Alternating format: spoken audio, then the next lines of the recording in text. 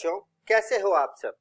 एक बार फिर से आप सभी का स्वागत है बिहार सरकार के मेरा दूरदर्शन मेरा विद्यालय कार्यक्रम में। बच्चों, मैं उम्मीद करता हूं कि आपको जो आपके घर पर विद्यालय का अनुभव मिल रहा है, आप उसे बहुत एंजॉय कर रहे होंगे और एंजॉयमेंट के साथ साथ आपकी पढ़ाई भी हो रही होगी। याद रहे बच्चों कि आप सभी को एपिसोड देखने के बाद अपने पाठ्य पुस्तक से इस पाठ को जरूर पढ़ लेना होता है, ताकि आपका कॉन्सेप्ट पूरा क्लियर हो जाए और आपके किताब में दिए गए सभी सवालों को भी बना लेना होता है। तो अपना कॉपी और कलम ले लीजिए बच्चों और हो जाइए तैयार। हम शुरू करते हैं आज का एपिसोड। नमस्कार दोस्तों, आज हम पढ़ेंगे त्रिविमीय ज्यामिति का परिचय भाग 2। तो चलिए शुरू करते हैं। इस वीडियो में हम पढ़ेंगे पिछली वीडियो पर आधारित उदाहरण तथा दो बिंदुओं के बीच की दूरी का सूत्र। उदाहरण 1।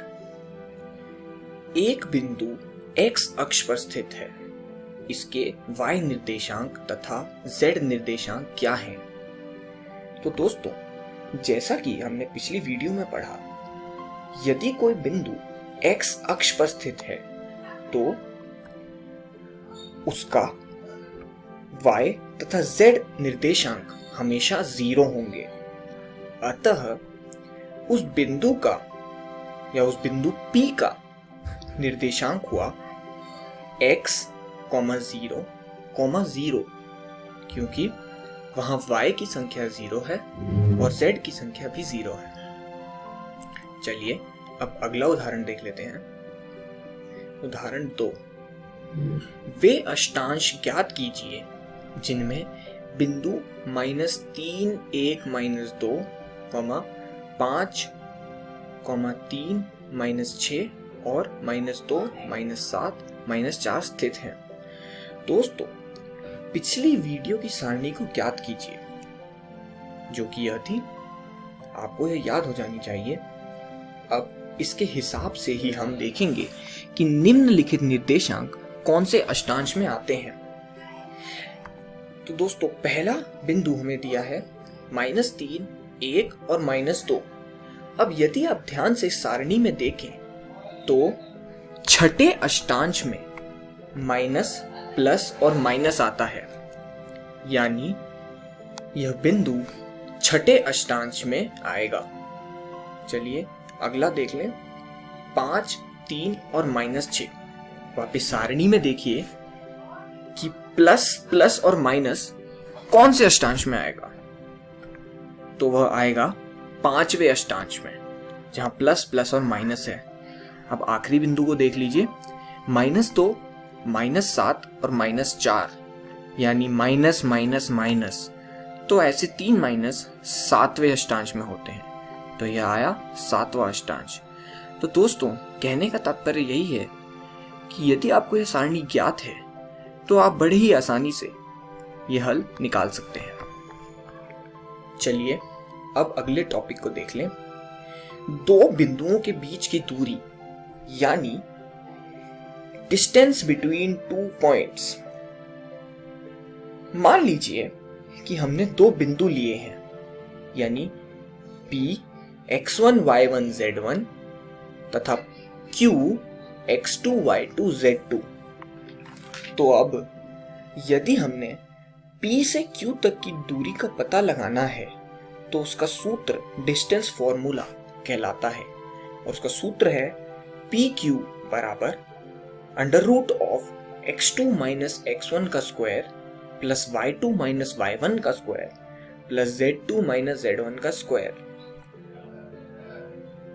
तो अब यहां ध्यान देने की बात यह है कि यदि x1 बराबर y1 बराबर z1 0 के बराबर है, यानी P मूल बिंदु है, अर्थात ओरिजिन है, P के सभी निर्देशांक 0, 0 और 0 हैं, तो वह दूरी OQ कहलाएगी, और उसमें x1, y1, z1 0 रखने पर आएगा x2 square plus y2 square plus z2 square का अंडर रूट।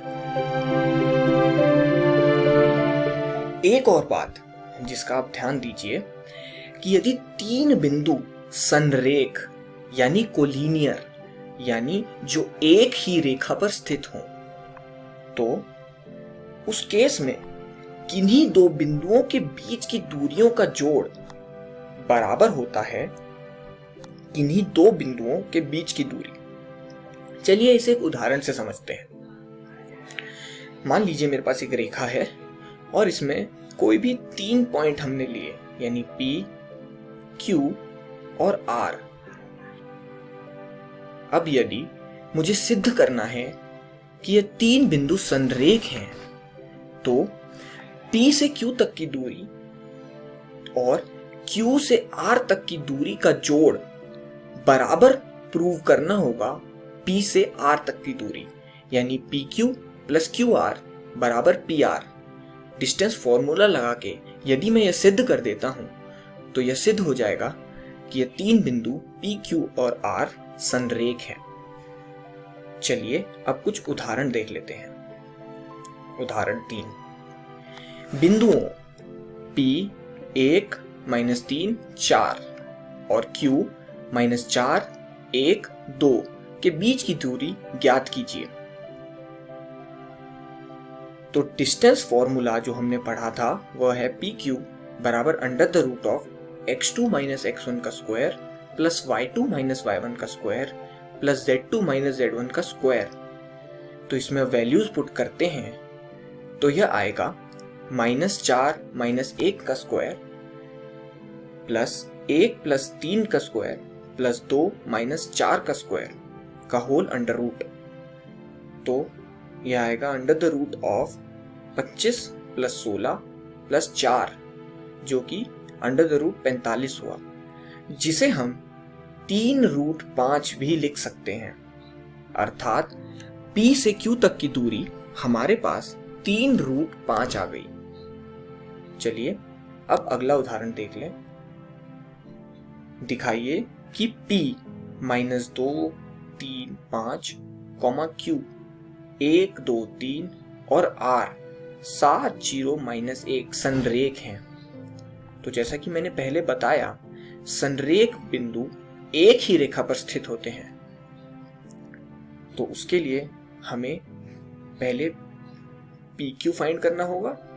डिस्टेंस फॉर्मूला लगाते हैं इसमें, तो PQ आ जाएगा √ 1 + 2 का स्क्वायर प्लस 2 - 3 का स्क्वायर प्लस 3 - 5 का स्क्वायर बराबर √ 9 + 1 + 4 जो कि √ 14 आएगा। फिर QR निकाल लेते हैं वैसे ही डिस्टेंस फॉर्मूला से।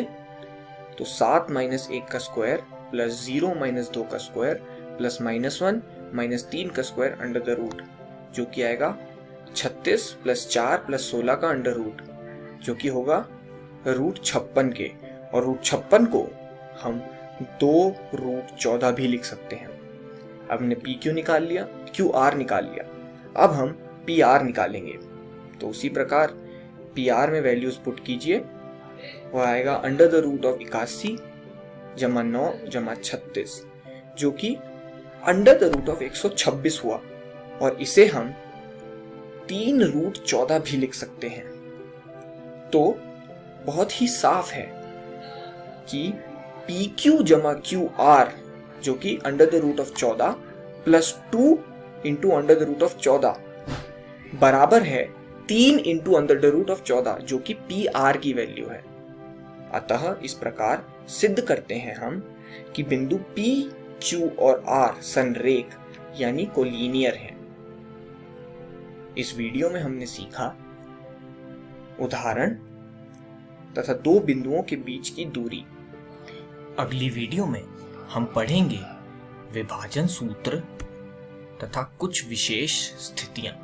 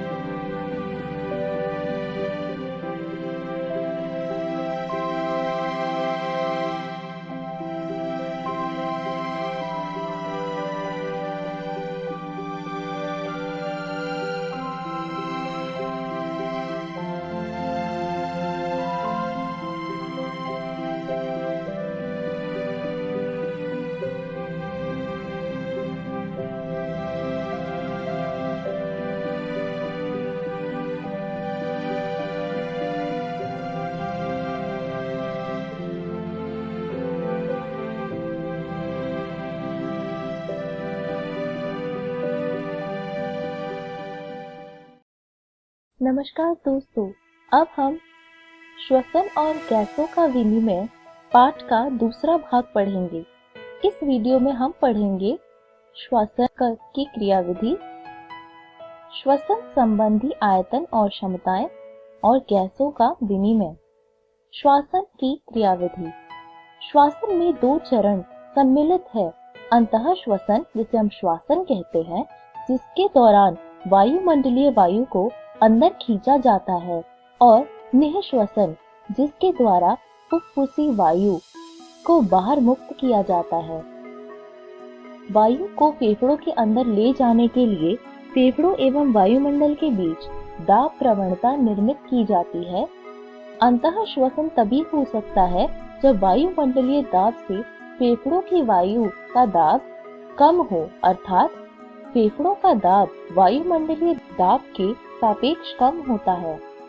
इस तरह निःश्वसन तब होता है जब आंतर फुफ्फुसी दाब वायुमंडलीय दाब से अधिक होता है। डायफ्राम और एक विशिष्ट पेशी समूह वायु का फेफड़ों में प्रवेश इस तरह की प्रवणताएं उत्पन्न करते हैं। अंतः श्वसन डायफ्राम के संकुचन से प्रारंभ होता है, जो अग्र पश्च अक्ष में वक्ष गुहा का आयतन बढ़ा देता है। बाह्य अंतरकूलीय पेशियों का संकुचन पसलियों और उरोस्थि को ऊपर उठाता है, जिससे पृष्ठधार अक्ष यानी डोर्सोवेंट्रल एक्सिस में अक्ष गुहा कक्ष का आयतन बढ़ जाता है।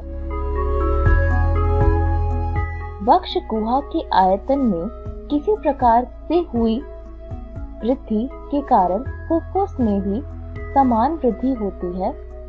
यह समान तरह की वृद्धि फुफ्फुसी दाब को वायुमंडलीय दाब से कम कर देती है, जिससे बाहर की वायु बलपूर्वक फेफड़ों के अंदर आ जाती है, अर्थात अंतः श्वसन क्रिया होती है। डायफ्राम और अंतरापूर्वक पेशियों का शिथिलन यानी रिलैक्सेशन डायफ्राम उरोस्थि को वायु का फेफड़ों से उनके सामान्य स्थान पर वापस कर देता है और वृक्षीय आयतन को घटाता है, जिससे फुफ्फुसी आयतन भी घट जाता है। इसके परिमाण स्वरूप अंतर फुफ्फुसी दाब वायुमंडलीय दाब से थोड़ा अधिक हो जाता है, जिससे पसलियों और 4 फेफड़ों की हवा बाहर निकल जाती है, अर्थात निःश्वसन हो जाता है। हम अपने अतिरिक्त स्थान पर उदरीय पेशियों की सहायता से अंतः श्वसन और निःश्वसन की क्षमता को बढ़ा सकते हैं। औसतन एक स्वस्थ मनुष्य प्रति मिनट 12 से 16 बार श्वसन करता है। श्वसन गतिविधियों में जो सम्मिलित वायु के आयतन का आकलन पायरोमीटर की सहायता से किया जा सकता है, जो फुफ्फुसी कार्यकलापों शिथिलन एवं का नैदानिक मूल्यांकन करने में सहायक होते हैं। स्पाइरोमीटर कुछ इस प्रकार का दिखता है। श्वसन संबंधी आयतन और क्षमताएं। ज्वरीय आयतन यानी टाइडल वॉल्यूम, जिसको हम टीवी लिखते हैं, सामान्य श्वसन क्रिया के समय प्रति श्वास अंतः श्वासित या निःश्वासित वायु का आयतन यह लगभग 500 मिलीलीटर होता है, अर्थात स्वस्थ मनुष्य लगभग 6000 से 8000 मिलीलीटर वायु प्रति मिनट की दर से अंतः श्वासित तथा निःश्वासित कर सकते हैं। अंतः श्वसन सुरक्षित आयतन यानी इंस्पिरेटरी रिजर्व वॉल्यूम IRV वायु आयतन की वह अतिरिक्त मात्रा है जो एक व्यक्ति बलपूर्वक अंतः श्वासित कर सकता है। यह औसतन 2500 मिलीलीटर से 3000 मिलीलीटर होता है। निःश्वसन सुरक्षित आयतन यानी एक्सपीरेटरी रिजर्व वॉल्यूम ERV वायु आयतन की वह अतिरिक्त मात्रा जो एक व्यक्ति बलपूर्वक निःश्वासित करता है। औसतन यह 1000 मिलीलीटर से 1100 मिलीलीटर होता है। अवशिष्ट आयतन यानी रेजिडुअल वॉल्यूम RV वायु का वह आयतन जो बलपूर्वक निश्वासन के बाद भी फेफड़ों में शेष रह जाता है। इसका औसत 1100 मिलीलीटर से 1200 मिलीलीटर होता है। ऊपर वर्णित कुछ श्वसन संबंधी आयतनों को जोड़कर फुफ्फुसी क्षमताएं निकाली जा सकती है, जिनका नैदानिक उद्देश्यों में उपयोग किया जा सकता है। अंतः श्वसन क्षमता यानी इंस्पिरेटरी कैपेसिटी IC सामान्य निःश्वसन उपरांत वायु के कुल मात्रा जो एक व्यक्ति अंतः श्वासित कर सकता है। इसमें ज्वारीय आयतन तथा अंतः श्वसन सुरक्षित आयतन सम्मिलित है। इसको हम TV प्लस IRV लिख सकते हैं। निःश्वसन क्षमता यानी एक्सपिरेटरी कैपेसिटी EC सामान्य अंतः श्वसन उपरांत वायु की कुल मात्रा जिसे एक व्यक्ति निःश्वासित कर सकता है। इसमें ज्वरीय आयतन और निःश्वसन सुरक्षित आयतन सम्मिलित होते हैं। इसे हम TV प्लस ERV लिख सकते हैं। क्रियाशील अवशेष क्षमता यानी फंक्शनल रेजिडुअल कैपेसिटी FRC सामान्य निःश्वसन उपरांत वायु की वह मात्रा जो फेफड़ों में शेष रह जाती है। इसमें निःश्वसन सुरक्षित आयतन और अवशिष्ट आयतन सम्मिलित होते हैं।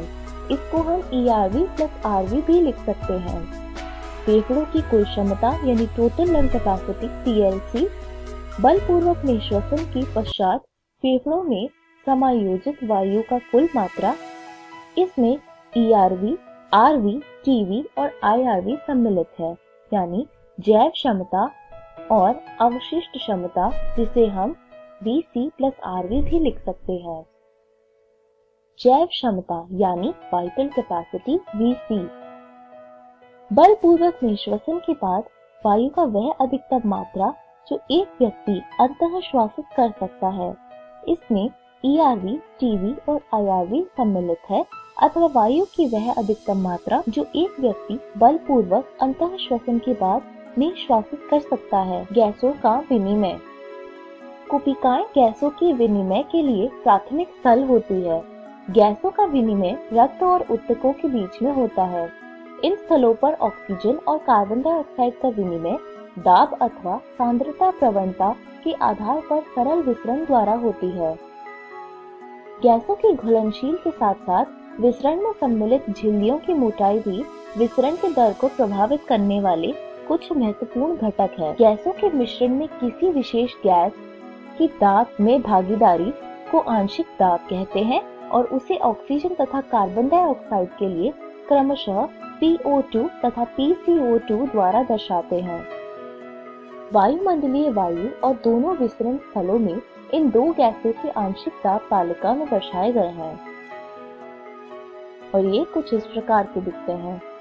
सारणी में दिए गए आंकड़े स्पष्ट रूप से कपिकाओं से रक्त और रक्त से ऊतक में ऑक्सीजन के लिए सांद्रता प्रवणता भी संकेत देते हैं। इसी प्रकार कार्बन डाइऑक्साइड के लिए विपरीत दिशा में प्रवणता दर्शाई गई है, अर्थात ऊतकों से रक्त और रक्त से कुपिकाओं की तरफ। चूंकि कार्बन डाइऑक्साइड की घुलनशीलता ऑक्सीजन की घुलनशीलता से 20 से 25 गुना अधिक होती है, अंतः विसरण झिल्लिका में से प्रति इकाई आंशिक दाब के अंतर विसरित होने वाली कार्बन डाइऑक्साइड मात्रा ऑक्सीजन की तुलना में बहुत अधिक होती है। विसरण झिल्लिका मुख्य रूप से 3 स्तरों में बनी होती है, यथा कुपिका की पतली शल्की उपकला यानी शल्की एपिथेलियम, कुपिकाओं की कोशिकाओं की अंतःकला और उनके बीच स्थित आधारी तत्व। फिर भी इनकी कुल मोटाई 1 मिलीमीटर कोशिका से बहुत कम होती है, इसलिए हमारे शरीर में सभी कारक ऑक्सीजन की कोशिकाओं में ऊतकों और कार्बन डाइऑक्साइड से कोशिकाओं में विसरण के लिए अनुकूल होते हैं। इस वीडियो में हमने सीखा श्वासन की क्रियाविधि, जिसमें हमने पढ़ा श्वसन संबंधी आयतन और क्षमताएं और गैसों का विनिमय। अगली वीडियो में हम पढ़ेंगे गैसों का परिवहन, जिसमें हम पढ़ेंगे ऑक्सीजन का परिवहन और कार्बन डाइऑक्साइड का परिवहन, श्वसन का नियमन और श्वसन के विकार। धन्यवाद।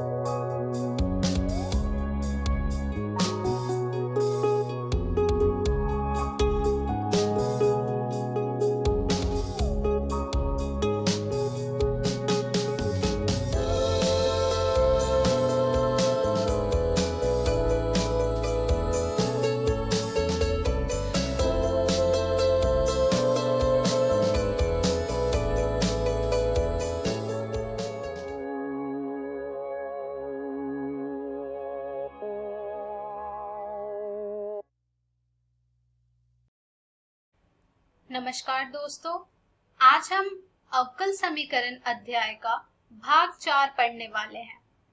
हमने हमारी पिछली वीडियो में पढ़ा था व्यापक हल द्वारा अवकल समीकरण का निर्माण। आइए देखते हैं कि आज के इस वीडियो में हम क्या पढ़ेंगे। तो दोस्तों, आज के इस वीडियो में हम पढ़ेंगे प्रथम कोटि एवं प्रथम घात के अवकल समीकरणों को हल करने की विधियां। तो चलिए आगे बढ़ते हैं और शुरू करते हैं हम हमारा आज का भाग। तो दोस्तों, प्रथम कोटि एवं प्रथम घात के अवकल समीकरणों को हल करने की जो विधियां हैं वो 3 प्रकार की हैं। पहला है पृथक्करणीय चर वाले अवकल समीकरण, दूसरा है समघातीय अवकल समीकरण और तीसरा है रैखिक अवकल समीकरण। आज के इस वीडियो में हम जो विधि सीखने वाले हैं वो है पृथक्करणीय चर वाले अवकल समीकरण, जिसे इंग्लिश में हम कहते हैं differential equations with variable separable. तो आइए देखते हैं कि इस विधि को हम किस प्रकार से ज्ञात करते हैं। आइए देखते हैं कि इस विधि के द्वारा किस प्रकार से हम अवकल समीकरण का हल ज्ञात करते हैं। तो दोस्तों पृथक्करणीय चर वाले अवकल समीकरण विधि को हम एक उदाहरण द्वारा सीखेंगे। आइए देखते हैं उसे। अवकल समीकरण dy बटे dx बराबर x + 1/2 - y, जहाँ पर जो y है वो 2 के बराबर नहीं है, का व्यापक हल ज्ञात कीजिए। यानी कि यहाँ पर हम जनरल सॉल्यूशन फाइंड करेंगे हमारी given differential equation dy/dx = x + 1/2 - y का, जो कि हम ज्ञात करेंगे वेरिएबल सेपरेबल मेथड से, अर्थात पृथक्करणीय चर वाले अवकल समीकरण विधि से। आइए देखते हैं कि इसे हम किस प्रकार से ज्ञात करेंगे और इसके चरण क्या हैं। दोस्तों, यहाँ पर हम सबसे पहले हमारे दिए गए अवकल समीकरण को लिखते हैं। उसके बाद हम सेपरेट करेंगे हमारी गिवन वेरिएबल्स को, यानी कि y के टर्म्स को एक जगह लिखेंगे और x के टर्म्स को एक जगह लिखेंगे। तो यहाँ से हमें ये प्राप्त हो जाएगा 2 - y × dy = x + 1 × dx। इसके बाद हमारे पास ये जो प्राप्त हुआ है हमें, इसे अब हम दोनों साइड से इंटीग्रेट करेंगे। तो दोस्तों, जब हम इसे दोनों साइड से इंटीग्रेट करेंगे तो हमारे पास इसकी वैल्यू आ जाएगी 2y - y² = x² + 2 + x + c1। अब आप सोच रहे होंगे कि यहाँ पर हमने इसे c1 क्यों लिखा है। तो दोस्तों, यहाँ पर ये हमारा एक प्रकार का कांस्टेंट आया है, जिसे हम बाद में c से रिप्लेस कर देंगे पूरी तरह से इसे हल करने के बाद। चलिए अब हम इसे पुनः हल करते हैं। जब हम इसे पुनः हल करेंगे तो हमें ये प्राप्त हो जाएगा 4y - y² = x² + 2x + 2c1, जिसे अब हम और सॉल्व करेंगे तो यहाँ से हमें ये प्राप्त हो जाएगा। अब जब हम सभी टर्म्स को एक साइड लेकर के आएंगे तो हमें ये प्राप्त हो जाएगा x² + y² + 2x - 4y + 2c1 = 0। अब यहाँ पर हमारा जो ये 2c1 आया है, इसे हम रिप्लेस कर देंगे c से। तो यहाँ पर हमें प्राप्त हो जाएगा ये x² + y² + 2x - 4y + c = 0। यहाँ पर हमने 2c1 को c से रिप्लेस किया है, अर्थात जो 2c1 है वो हमारा बराबर है c के। तो दोस्तों, यही हो जाएगा हमारा व्यापक हल, अर्थात हमारा जनरल सॉल्यूशन हमारी गिवन डिफरेंशियल इक्वेशन का। और इसी विधि को हम कहते हैं पृथक्करणीय चर वाले अवकल समीकरण विधि। यहाँ पर हम हमारे जो वेरिएबल हैं उन दोनों को अलग अलग कर देते हैं और फिर उसे इंटीग्रेट करते हैं। आइए और प्रश्न देखते हैं, जिससे कि आपको ये विधि अच्छी प्रकार से क्लियर हो जाएगी। हमारा दूसरा उदाहरण है अवकल समीकरण dy बटे dx बराबर -4xy² का विशिष्ट हल ज्ञात कीजिए यदि y बराबर 1 है जब x बराबर 0 हो तब। आइए देखते हैं कि इस प्रश्न को हम किस प्रकार से हल करेंगे। यहाँ पर हमें दिया गया अवकल समीकरण का विशिष्ट हल ज्ञात करना है, अर्थात पर्टिकुलर सॉल्यूशन ज्ञात करना है जब y बराबर 1 हो और x बराबर 0 हो तब। तो दोस्तों जिस प्रकार से हमने हमारे पहले वाले प्रश्न को हल किया था, बिल्कुल उसी प्रकार से हम इसे भी हल करेंगे। केवल आखिर में जाकर हम x और y के मान को प्रतिस्थापित करेंगे और हमारे कांस्टेंट का मान ज्ञात करेंगे। चलिए बढ़ते हैं इस प्रश्न के हल की ओर। यहाँ पर हमारा जो डिफरेंशियल इक्वेशन है वो है dy upon dx is equals to -4xy²। यहाँ पर अब हम x के टर्म्स को एक जगह लाएंगे और y के टर्म्स को एक जगह लाएंगे। जब हम इसे एक जगह कर लेंगे तो हमें ये प्राप्त हो जाएगा dy upon y² is equals to -4x dx। अब जब हमारे पास ये अलग अलग आ चुके हैं वेरिएबल्स, तो अब हम इसे इंटीग्रेट करेंगे। जब हम इसे इंटीग्रेट करेंगे तो हमारे पास ये आएगा integration of dy upon y² is equals to integration of -4x dx। जिसे हम फर्दर सॉल्व करते हैं तो हमारे पास ये आ जाता है -1 upon y is equals to -2x² plus c के बराबर। यहाँ से जब हम इसे फर्दर सॉल्व करेंगे तो y की वैल्यू हमारे पास आ जाएगी 1 अपॉन 2x² माइनस c। अब यहाँ पर हमें क्या करना है, जो हमारे पास x और y की वैल्यू दी गई है उसे हम यहाँ पर सब्स्टिट्यूट करके ये जो कांस्टेंट है हमारा c, इसकी वैल्यू फाइंड करेंगे। तो जब हम यहाँ पर x और y की वैल्यू पुट करेंगे तो हमारे पास यहाँ से c की वैल्यू आ जाएगी 1। अब हम इस c की वैल्यू को वापस से पुट करेंगे हमारे प्राप्त किए गए सॉल्यूशन में, जिससे कि हमारे पास हमारा अवकल समीकरण का विशिष्ट आ जाएगा। तो जब हम यहाँ पर c के मान को प्रतिस्थापित करते हैं तो हमारे पास y बराबर 1/2x² प्लस 1 प्राप्त होता है और यह हो जाएगा हमारे अवकल समीकरण का विशिष्ट हल। तो दोस्तों देखा आपने कि किस प्रकार से हम अवकल समीकरण का विशिष्ट हल ज्ञात करते हैं दिए गए पर्टिकुलर वैल्यूज के साथ। चलिए अब हम बढ़ते हैं हमारे अगले प्रश्न की ओर, जो कि है किसी बैंक में मूलधन की वृद्धि 5% वार्षिक की दर से होती है, कितने वर्षों में 1000 रुपए की राशि दुगनी हो जाएगी। आइए देखते हैं कि इस प्रकार के प्रश्न को हम कैसे हल करेंगे। तो दोस्तों यहाँ पर इस प्रश्न को हल करने में हम मान लेंगे कि हमारा जो P है वो हमारा प्रिंसिपल है किसी टाइम T का, यानी कि किसी टाइम T पर जो हमारा मूलधन है वो P के बराबर है। अब दिए गए प्रश्न के द्वारा हम यहाँ से इसे लिख सकते हैं कि dp/dt जो होगा वो बराबर होगा हमारा 5/100 गुने P के, जिसे हम और हल करेंगे तो यहाँ से हमें ये प्राप्त हो जाएगा dp/dt बराबर P/20। अब यहाँ पर अब हम वेरिएबल्स को सेपरेट करेंगे। जब हम यहाँ पर वेरिएबल्स को सेपरेट करेंगे तो हमारे पास ये आ जाएगा dp/p बराबर dt/20। अब हम यहाँ पर इसे दोनों साइड से इंटीग्रेट करेंगे। जब हम इसे इंटीग्रेट करेंगे तो हमें ये प्राप्त हो जाएगा log p बराबर t/20 प्लस c1। c1 यहाँ पर हमारा कांस्टेंट है। यहाँ से जब हम p की वैल्यू फाइंड करेंगे तो हमें ये मिल जाएगा e⁻t/20 मल्टीप्लाइड बाय e⁻c1, जिसे हम फर्दर और सॉल्व करेंगे तो हमें मिल जाएगा p is equals to c multiplied by e⁻t/20। यहाँ पर हमने e⁻c1 को मान लिया है c के बराबर। तो दोस्तों अब हम यहाँ पर जब p के मान को प्रतिस्थापित करेंगे और t के मान को प्रतिस्थापित करेंगे तो यहाँ से हमारे पास c का मान आ जाएगा। तो दोस्तों यहाँ पर p जो है वो हमारा 1000 के हमने माना हुआ और जो t है वो हमारा 0 के बराबर है, जिससे कि यहाँ पर हमारा जो c है वो हमें प्राप्त हो रहा है 1000 के बराबर। जब हम यहाँ पर c के मान को प्रतिस्थापित करेंगे तो यहाँ से हमारे पास p की वैल्यू आ जाएगी 1000 मल्टीप्लाइड बाय e⁻t/20।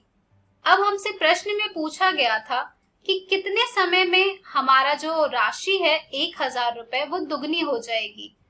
तो यहाँ पर हम मान ले रहे हैं कि t साल में हमारे जो मूलधन है वो दुगना हो जाएगा। तो जब हम यहाँ पर इसके मान को प्रतिस्थापित करेंगे तो हमें ये प्राप्त हो जाएगा 2000 बराबर 1000 गुने e⁻t/20, जिसे हम प्राय हल करेंगे तो यहाँ से हमारे पास t का मान आ जाएगा 20 log 2। और दोस्तों यही है हमारा टाइम, जितने में कि हमारी जो दी गई राशि है वो दुगनी हो जाएगी। तो दोस्तों देखा आपने कि किस प्रकार से हम इस विधि के द्वारा दिए गए प्रश्नों को हल कर पा रहे हैं और पूछे गए प्रश्न का जवाब ज्ञात कर पा रहे हैं।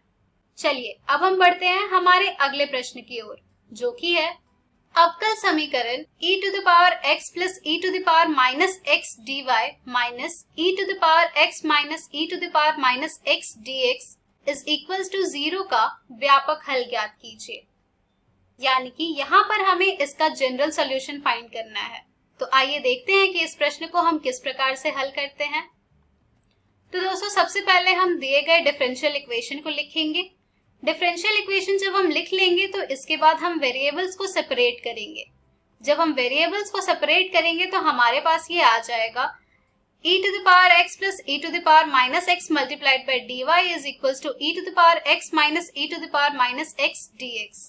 यहाँ से अब हमारा जो अगला कार्य होगा वो होगा कि इसे इस रूप में लिखना कि हम इसे और आसानी से इंटीग्रेट कर पाएं। तो यहाँ से हमारे पास ये आ जाएगा dy बराबर e to the power x minus e to the power minus x upon e to the power x plus e to the power minus x dx। अब इसके बाद हम इसे इंटीग्रेट करेंगे। तो दोस्तों जब हम इन दोनों को इंटीग्रेट करेंगे तो हमें ये प्राप्त होगा। तो हमें यहाँ से ये प्राप्त हो जाएगा। dy का इंटीग्रेट करेंगे हम तो हमारे पास y आएगा। जब हम x वाले टर्म्स को इंटीग्रेट करेंगे तो यहाँ पर हम ये मान रहे हैं कि जो हमारा e to the power x plus e to the power minus x है वो t के बराबर है, जिसका कि जब हम डिफरेंशिएशन करते हैं तो हमारे पास आता है e to the power x minus e to the power minus x is equals to dt upon dx। जब हम इनके मान को प्रतिस्थापित करेंगे तो हमारे पास आ जाएगा integration of dy is equals to integration of dt upon t, जिसे हम आसानी से इंटीग्रेट कर सकते हैं। जब हम इसे इंटीग्रेट करेंगे तो हमारे पास ये आ जाएगा y is equals to log t plus c। अब हम यहाँ पर t के मान को प्रतिस्थापित करेंगे तो हमारे पास y आ जाएगा log e to the power x plus e to the power minus x plus c के बराबर। और दोस्तों यही हो जाएगा यहाँ पर हमारे दिए गए अवकल समीकरण का व्यापक हल। तो दोस्तों इस प्रकार से हम विशिष्ट तथा व्यापक हल ज्ञात करते हैं हमारे दिए गए अवकल समीकरण का। इस पर आधारित और भी प्रश्न आपको आपकी NCERT पुस्तक में मिल जाएंगे, जिन्हें आप जरूर हल कीजिएगा। तो दोस्तों आज के इस वीडियो में हमने सीखा प्रथम कोटि एवं प्रथम घात के अवकल समीकरणों को हल करने की विधियां। हम हमारी अगली वीडियो में जानेंगे समघातीय अवकल समीकरण के बारे में। धन्यवाद।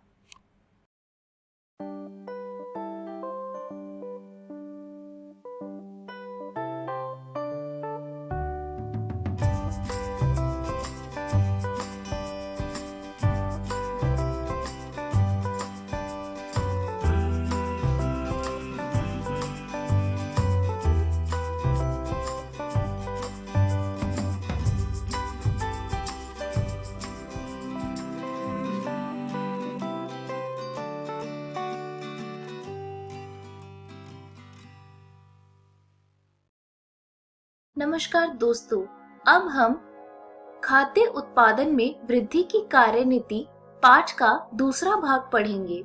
इस वीडियो में हम पढ़ेंगे पशु प्रजनन, मधुमक्खी पालन और मत्स्यिकी के बारे में।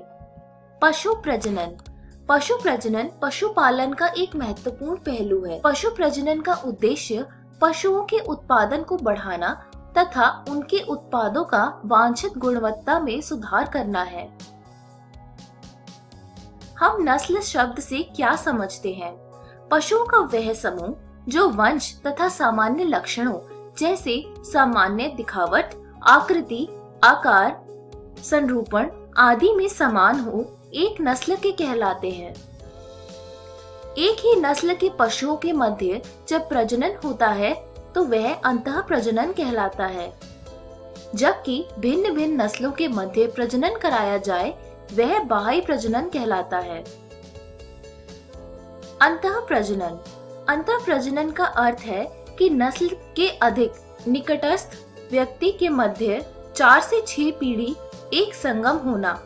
प्रजनन की कार्यनीति निम्न प्रकार से होती है। एक नस्ल से उत्तम किस्म का नर तथा उत्तम किस्म की मादा को पहले अभिनिर्धारित किया जाता है तथा जोड़ों में उनका संगम कराया जाता है। ऐसे संगम से जो संतति उत्पन्न होती है उस संतति का मूल्यांकन किया जाता है तथा भविष्य में कराए जाने वाले संगम के लिए अत्यंत ही उत्तम किस्म के नर तथा मादा की पहचान की जाती है। पशुओं में श्रेष्ठ मादा, चाहे वह गाय अथवा भैंस हो, प्रति दुग्धीकरण पर अधिक दूध देती है। दूसरी ओर सांडों में श्रेष्ठ अन्य नरों की तुलना में श्रेष्ठ किस्म की संतति उत्पन्न कर सकते हैं। ठीक इसी ही प्रकार की कार्यनीति का प्रयोग मटरों की भांति पशुओं में शुद्ध वंशक्रम विकसित करने में किया गया है। अंतः प्रजनन संयुग्मता को बढ़ावा देता है। इस प्रकार यदि हम किसी भी प्रकार के पशु में शुद्ध वंशक्रम विकसित करना चाहते हैं तो अंतः प्रजनन आवश्यक है। अंतः प्रजनन हानिप्रद अप्रभावी जीन जो चयन द्वारा निष्कासित किए जाते हैं उन्हें उपदासित करता है। यह श्रेष्ठ किस्म के जीनों की संचयन में तथा कम वांछनीय जीनों के निष्कासन में सहायता प्रदान करता है।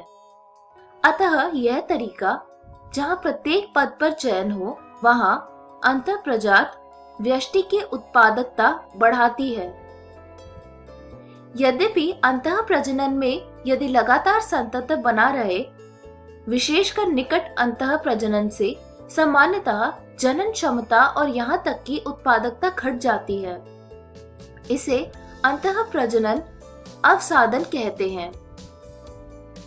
जब कभी यह समस्या के रूप में सामने आए तब प्रजनन व्यष्टि की चयनिता पशुओं का उसी नस्ल से असंबद्ध श्रेष्ठ पशुओं से संगम कराया जाए। इससे सामान्यतः जनन क्षमता तथा उत्पादन दोनों को बनाए रखने में सहायता मिलती है।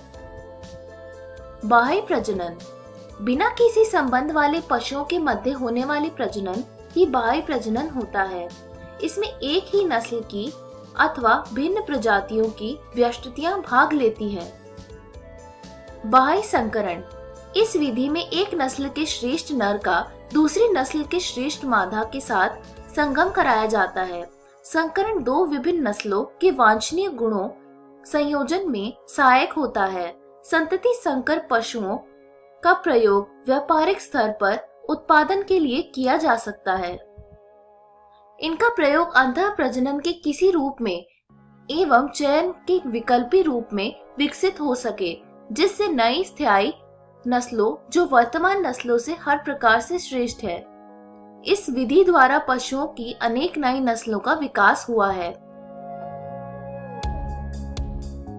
हिसारडेल भेड़ की एक नई नस्ल है जिसका विकास पंजाब में बीकानेरी एव्स यानी भेड़ तथा मेरिनो रैम्स के बीच संगम कराने से हुआ है। अंतः विशिष्ट संकरण इस विधि में दो विभिन्न प्रजातियों के नर तथा मादा पशुओं के मध्य संगम कराया जाता है। कुछ मामलों में संतति में दोनों जनकों के वांछनीय गुण सम्मिलित हो जाते हैं तथा इस संतति का पर्याप्त आर्थिक महत्व होता है, जैसे खच्चर। कृत्रिम वीर्य सेचन के प्रयोग करते हुए नियंत्रित प्रजनन प्रयोगों को संपन्न किया जाता है। जिस नर का चयन एक जनक रूप में किया गया हो उसका वीर्य एकत्रित करके प्रजनक द्वारा चयनित मादा के जनन पथ में अंतःक्षेप कर दिया जाता है। वीर्य का प्रयोग तुरंत किया जाना चाहिए या इसे हिमीकृत कर बाद में प्रयोग में लाना चाहिए। इसे हिमीकृत रूप में वहां अभिगमनित भी किया जाता है जहां मादा रह रही है। इस प्रकार वांछनीय संगम की क्रिया संपन्न होती है। सामान्य संगम से उत्पन्न अनेक समस्याएं कृत्रिम वीर्य सेचन की प्रक्रिया से दूर हो जाते हैं। यद्यपि कृत्रिम वीर्य सेचन की क्रिया को अपनाया जाता है, फिर भी बहुधा परिपक्व नर तथा मादा पशुओं के मध्य होने वाले संगम से उत्पन्न संकरण का दर से मिलने वाली सफलता कुछ कम होती है। संकरों कि सफल उत्पादन में सुधार लाने के लिए अन्य विधियों का भी प्रयोग किया जाता है। मल्टीपल ओव्यूलेशन, एम्ब्रियो ट्रांसफर, भ्रूण अंतरण तकनीक गौ पशुओं में सुधार का एक कार्यक्रम है। इस विधि में एक गाय में पुटक परिपक्वन तथा उच्च अंडोत्सर्जन को प्रेरित करने के लिए FSH प्रकार का हार्मोन दिया जाता है। सामान्यतः प्रति चक्र में एक अंडे की तुलना में 6 से 8 अंडे उत्पन्न होते हैं। पशु को या तो सर्वोत्कृष्ट सांड अथवा कृत्रिम वीर्य सेचन द्वारा संगमनित कराया जाता है। 8 से 32 कोशिका अवस्थाओं वाले निषेचित अंडे को बिना शल्य चिकित्सा से प्राप्त कर प्रतिनियुक्त मादा में स्थानांतरित कर दिया जाता है। अनुवांशिक मादा उच्च अंडोत्सर्जन की दूसरी पारी के लिए उपलब्ध हो जाती है। यह प्रौद्योगिकी गौ पशु, भेड़, खरगोश, भैंस, घोड़ी आदि में प्रदर्शित की जा चुकी है। उच्च दुग्ध उत्पादन वाली नस्ल की मादाओं तथा उच्च गुणवत्ता वाले मांस प्रदान करने वाली नस्लों के बैलों को सफलतापूर्वक जनित किया जाता है, जिससे अल्पकाल में ही बड़ी संख्या में गौ पशु प्राप्त हुए हैं। मधुमक्खी पालन। शहद के उत्पादन के लिए मधुमक्खियों को छत्तों का रखरखाव ही मधुमक्खी पालन अथवा मौन पालन है। यह प्राचीन काल से चला आ रहा है, एक कुटीर उद्योग है। शहद उच्च पोषक महत्व का एक आहार है तथा औषधियों की देशी प्रणाली में भी इसका उपयोग किया जाता है। मधुमक्खियां मोम भी पैदा करती है, जिसका कृतिवर्धक वस्तुओं की तैयारी तथा विभिन्न प्रकार की पॉलिश करने वाली उद्योगों में प्रयोग किया जाता है। शहद की बढ़ती हुई मांग ने मधुमक्खियों को बड़े पैमाने पर पालने के लिए बाध्य किया है। यह उद्योग चाहे लघु अथवा वृहद पैमाने का ही क्यों ना हो, एक आयजनक व्यवसाय उद्योग बन चुका है। मधुमक्खी पालन का व्यवसाय किसी भी क्षेत्र में जहां जंगली झाड़ियां, फूलों के बगीचों तथा लहलहाती फसलों के पर्याप्त कृषि क्षेत्र या चारागाह हो, वहां किया जा सकता है। मधुमक्खी की बहुत सी प्रजातियां होती है जिन्हें पाला जा सकता है। इनमें एपिस इंडिका अत्यंत ही सामान्य प्रजाति है। मक्खी के छत्तों को किसी के घर आंगन तथा बरामदों अथवा यहाँ तक कि छत पर भी रखा जा सकता है। मधुमक्खी पालन में अत्यधिक श्रम की आवश्यकता नहीं होती है। मधुमक्खी पालन यद्यपि अपेक्षाकृत आसान है, परंतु इसके लिए विशेष प्रकार के ज्ञान की आवश्यकता होती है तथा कई संगठन इस पालन की शिक्षा प्रदान करते हैं। सफल मधुमक्खी पालन के निम्नलिखित बिंदु अत्यंत ही महत्वपूर्ण है। मधुमक्खियों की प्रकृति तथा स्वभाव का ज्ञान, मक्खी के छत्तों को रखने के लिए उपयुक्त स्थान का चयन, मक्खियों के समूह को पकड़ना तथा उन्हें छत्ते में रखना, विभिन्न मौसमों में छत्तों का प्रबंध और शहद तथा मोम का रखरखाव तथा एकत्रीकरण। मधुमक्खियां हमारी बहुत सी फसलें जैसे सूर्यमुखी, सरसों, सेब तथा नाशपाती के लिए परागणक है। पुष्पीकरण के समय यदि इन छत्तों को खेतों के बीच रख दिया जाए तो इससे पौधों के परागण क्षमता बढ़ जाती है और इस प्रकार फसल तथा शहद दोनों का उत्पादन में सुधार हो जाता है। मत्स्यिकी यानी फिशरीज। मत्स्यिकी एक प्रकार का उद्योग है जिसका संबंध मछली अथवा अन्य जलीय जीव को पकड़ना, उनका प्रसंस्करण तथा उन्हें बेचने से होता है। हमारी जनसंख्या का एक बहुत बड़ा भाग आहार के रूप में मछली, मछली उत्पादों तथा अन्य जलीय जंतुओं जैसे झींगा, केकड़ा, लॉबस्टर, खाद्य ऑयस्टर आदि पर आश्रित है। कुछ मछलियां जैसे कतला, रोहू तथा कॉमन कार्प सामान्यतः अलवण जल में पाई जाती है। कुछ समुद्री मछलियां जैसे हिल्सा, सार्डाइन, मैकरेल तथा पॉम्फ्रेट। भारतीय अर्थव्यवस्था में मत्स्यिकी का महत्वपूर्ण स्थान है। यह तटीय राज्यों में विशेषकर लाखों मछुआरों तथा किसानों को आय तथा रोजगार प्रदान करती है। बहुत से लोगों के लिए सही जीविका का एकमात्र साधन है। मत्स्यिकी की बढ़ती हुई मांग को देखते हुए इसके उत्पादन को बढ़ाने के लिए विभिन्न प्रकार की तकनीकें अपनाई जा रही हैं। उदाहरण के लिए जल कृषि तथा मत्स्य पालन के द्वारा हम अलवर्ण तथा लवण जलीय पादपों तथा जंतुओं के उत्पादन को बढ़ा सके हैं। इससे मत्स्य के उद्योग विकसित हुआ है तथा फला फूला है, जिससे सामान्यतः देश को तथा विशेषतः किसानों को काफी आमदनी हुई है। इस वीडियो में हमने सीखा पशु प्रजनन, मधुमक्खी पालन और मत्स्य की। अगले वीडियो में हम पढ़ेंगे पादप प्रजनन के बारे में। धन्यवाद।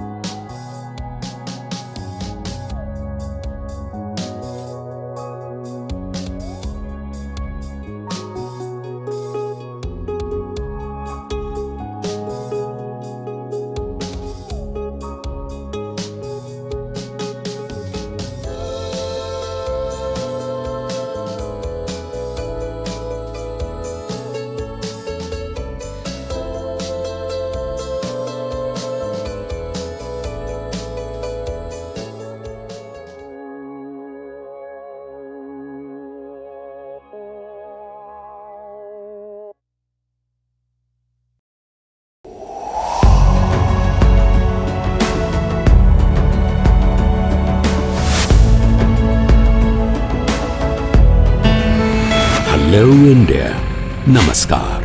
पेरेंट्स के लिए बच्चों को अवार्ड्स मिलने की खुशी सबसे अधिक होती है, और अगर ये अवार्ड्स ऐसे आइडिया इनोवेशन के लिए मिले जो दूसरों की जिंदगी को आसान बना दे, तो ये और भी बढ़ जाती है।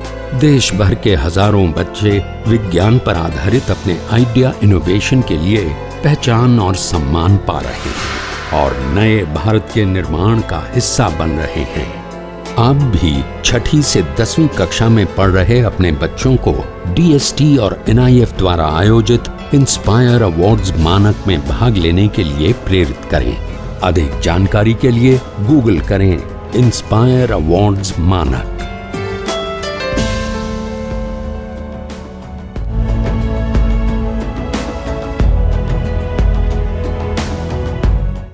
आशा करता हूं कि आज के एपिसोड में जो भी पाठ आपको पढ़ाया गया हो, आप उसे अच्छे से समझ पाए होंगे।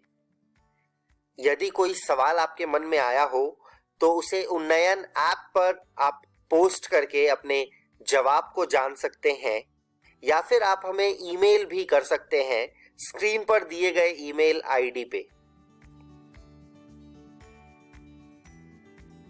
यह वीडियो BEPC की वेबसाइट पर भी उपलब्ध है। वेबसाइट नोट कर लीजिए बच्चों, www.bepcssa.in। जब आप इस वेबसाइट पर जाएंगे तो डिजिटल लर्निंग वाले सेक्शन में जाकर आप इस वीडियो को देख सकते हैं। मिलते हैं बच्चों अगले एपिसोड में कुछ और रोचक पाठ के साथ। तब तक के लिए घर में रहिए, सुरक्षित रहिए और पढ़ते रहिए। बाय बाय बच्चों।